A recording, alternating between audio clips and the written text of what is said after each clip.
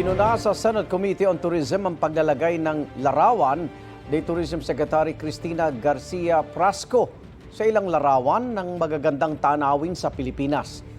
Pinakita ni Senador Rapi Tulfo ang larawan sa isang magazine kung saan nasa cover page si Prasco. Ang tarpaulin sa Boracay Airport, pati ang larawan ng kalihim sa Lake Cebu sa South Cotabato.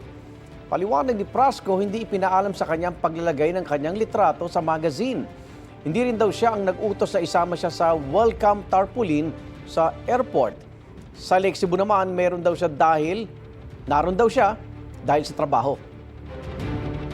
I have tried to be as present as possible in our destinations and for our stakeholders.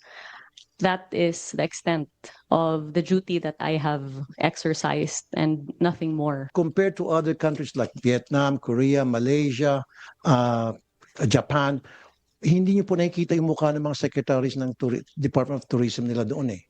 Wala, never. Nakakalata yung mga tao na parang pinopromote yung sarili mo for whatever reason. Perhaps if it is the pleasure of the senator that I no longer visit our destinations or that there be no coverage of the same, we can take that into serious consideration. Of course, ma'am, you can visit. Why not?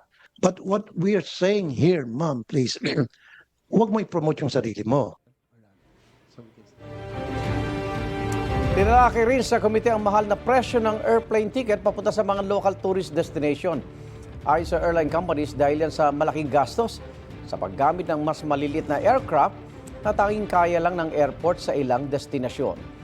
Gumagawa na raw ng paraan ng Civil Aviation Authority of the Philippines para mapahaba ang runway sa ilang airport para makalipad doon ng malalaking eroplano. Igan, mauna ka sa mga balita, mag-subscribe na sa GMA Integrated News sa YouTube para sa iba't ibang ulat sa ating bansa.